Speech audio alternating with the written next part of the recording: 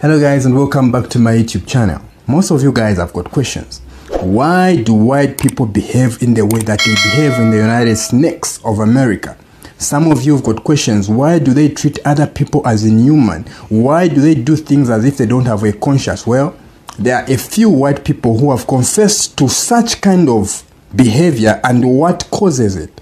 They are claiming to say they don't have souls, and they have to steal black people's souls in order to survive, according to what they are taught in the white supremacists. Another one claimed that they used Christianity to conquer Africa so that they can justify their attack on the native people of the land of Africa. I want you guys to check this out. The things that they say they have been taught in white supremacists. If it came from someone like me or someone who's not a Caucasian, some people will be saying is racist. But this makes and puts a clear example, and it gives insight why they treat black Africans or black Americans the way they do. So watch the video and tell me what you think in the comment section down below. Okay, bear with me here. White supremacy has taught us to steal your souls, but in the sense of an innate connection to our own human spirit. That is a connection between the mind and body that white culture alienated white people from in order to give us the power to dehumanize people of colour in the way that we have. Because we lack that incredibly meaningful connection with ourselves, we steal and appropriate that from other cultures around the world.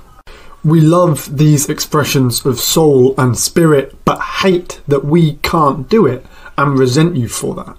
We love to have it, but hate when you have it. Huge portions of particularly white cultures have tried to sever our connection from those feelings and suppress them with kind of intellectualization and like mind over matter. And that's been really unhealthy for us on a psychological level, because those feelings are fundamental to our well-being. So these ideas of feeling suppression are dehumanizing, but are also foundational to white supremacy and capitalism. So this disconnection with our feelings can, for some people, go so deep that when they see people of other cultures expressing their feelings happily and easily, they get really angry about that and hate on them just for that expression of self. In white cultures, for whatever reason, we have severed this connection, leaving the mind alienated and on its own. This was utilised as a form of population control, and during colonial times was used to weaponize white people against black, indigenous and people of colour. This disconnect is a form of self-inflicted generational trauma that we continue to perpetuate in the way that we raise our children. Broadly, white people have yet to regain this connection. So when they see these free, open and loving expressions of self in people of other cultures, they do not understand how that is even possible. This is reinforced by internalized racial ideas from our white supremacist environment, which leads to nothing but hate.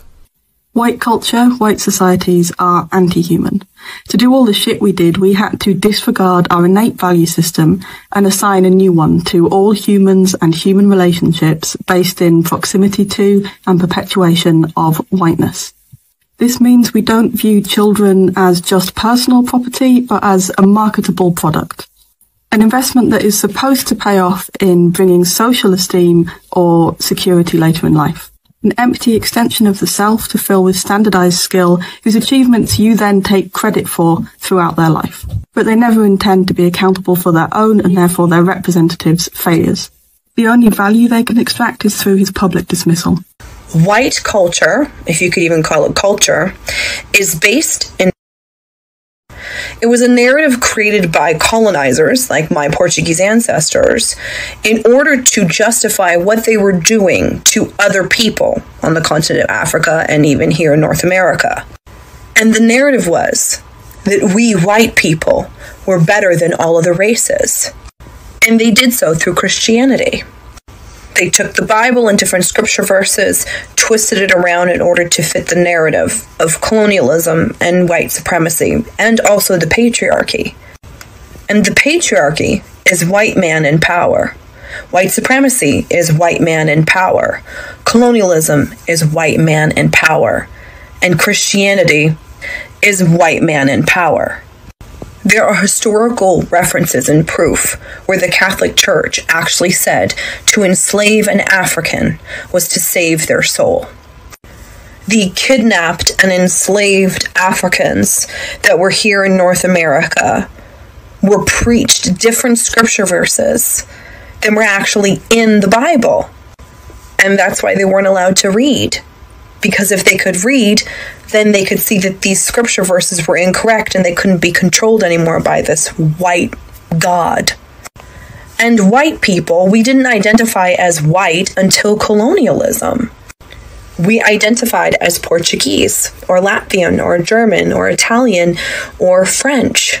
But then colonialism came around, and then all of a sudden we became white, and we were superior, because we were the chosen race by God, and the scripture verses proved it, and we had to go into other people's lands and preach the gospel, when really it was all a ruse. It was all an excuse to go in and pillage the land and the people and the cultures. So when I say that white culture is based in race, it's based in race.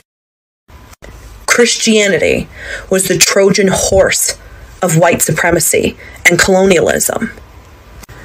And Western Christianity, as we know today, is still based within superiority. All Christians think that they're better than everybody else. I grew up in it. I'm very familiar with the culture.